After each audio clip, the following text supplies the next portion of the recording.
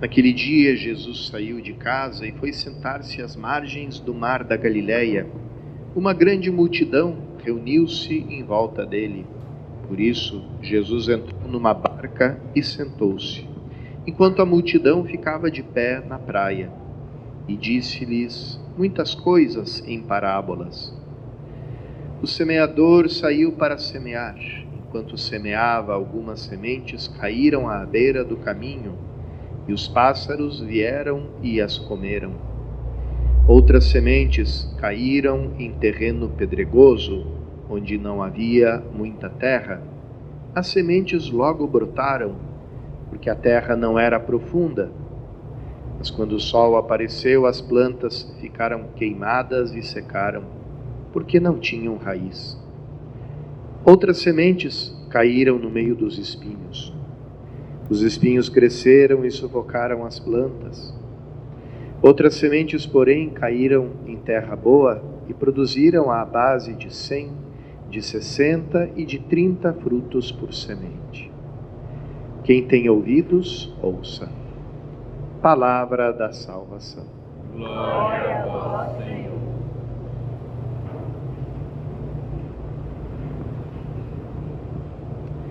A primeira leitura, nós escutamos o chamado do profeta Jeremias, que nos mostra esse desígnio de Deus, esse plano de Deus para cada um de nós.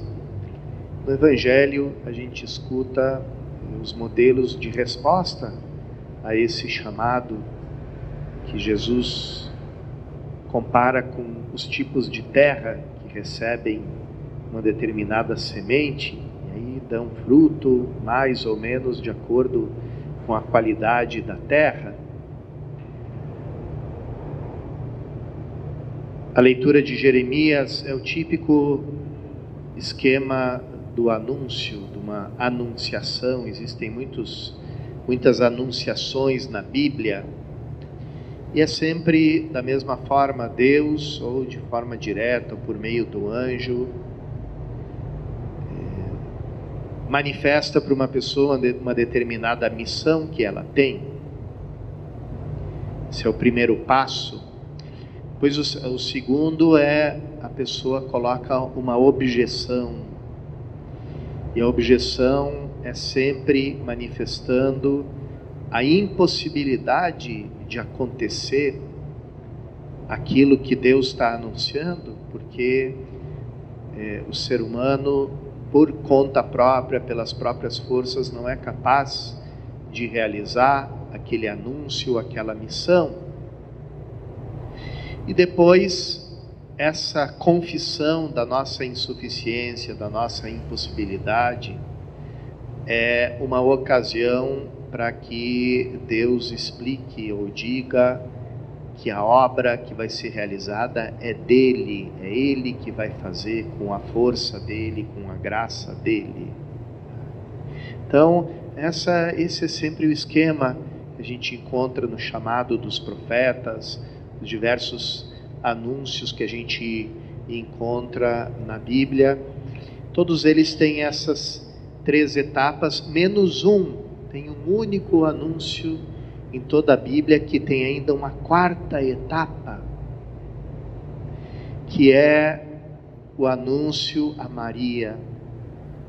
E a 4ª etapa é a resposta de Maria ao chamado. Eis aqui a serva do Senhor, faça-se em mim segundo a tua palavra. Então, é o único caso em toda a Bíblia de um anúncio em que a última palavra é da criatura, é de Maria, porque ali Deus quer manifestar a plena acolhida, a plena liberdade e a realização daquela antiga profecia que um dia uma mulher ia vencer o mal, ia vencer a obra no mal do mundo, Então, esse é o esquema, todo o esquema do chamado. Então, também acontece na nossa vida.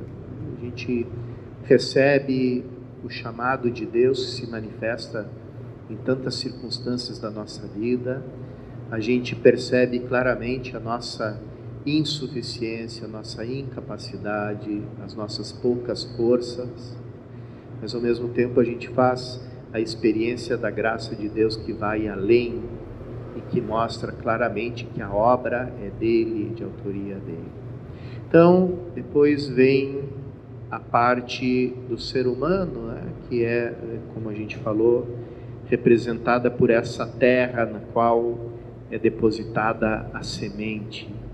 Então, que terra está sendo você para aquela semente que é colocada, né, a semente da tua vocação, a semente da tua missão, a semente do Evangelho, a semente da vida nova em Cristo, que foi jogada nessa terra que é o teu ser, a tua pessoa. Então, Jesus alerta os diversos perigos, né? Receber de forma superficial o anúncio, então ele logo é arrebatado. Pois receber ele, né, de uma forma que não tem raiz, que não tem consistência, que fica só na parte mais superficial da pessoa, que é a parte emocional. Quantas pessoas no momento de conversão sentem uma emoção profunda, mas ali tem uma coisa que precisa ser purificada, porque é claro, como o ser humano é um só, é uma unidade. Então toda a experiência espiritual pode ter também um reflexo emocional na pessoa, mas o espiritual não é o emocional. Se a pessoa fica presa só nas emoções, né, no arrepio, né, na experiência emotiva de um retiro, de um grupo de oração, de um canto, enfim, de um momento de experiência sensível, então isso vai causar problemas para ela mais tarde. Porque o que vai acontecer com ela quando acontecer aquele momento necessário da noite escura,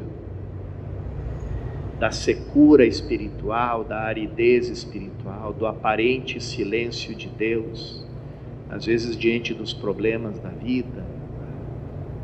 Então depois vem os espinhos, as distrações, a dispersão, né? Quantas vezes a pessoa quer guardar no coração uma palavra que recebeu de Deus, uma direção que recebeu de Deus no momento de oração, no momento de retiro, mas logo vem as distrações, mil ocupações, e esse é um dos grandes combates que toda pessoa cristã tem na sua vida, né? Não se deixar dispersar, não deixar que as diversas preocupações do mundo desviem ela do olhar, né, de Deus, do olhar em direção à finalidade, ao sentido da nossa vida. E finalmente a gente tem a terra boa, a terra fértil, que permite que a semente lance raízes e depois frutifica. Esse é o modelo dos santos, ou seja, é o modelo de todos nós, porque a santidade não é o fim da nossa vida, mas é o início, é o ponto de partida, não é o ponto de chegada. O ponto de partida é a graça de Deus, é a vida divina infundida em nós no nosso batismo, né? Então, voltar a essa vida divina faz com que a gente seja uma terra fértil, uma terra que dá fruto, uma terra que manifesta na nossa vida a santidade de Deus. Peçamos nessa Eucaristia a graça de sermos essa terra fértil para a semente que Ele colocou em cada um de nós.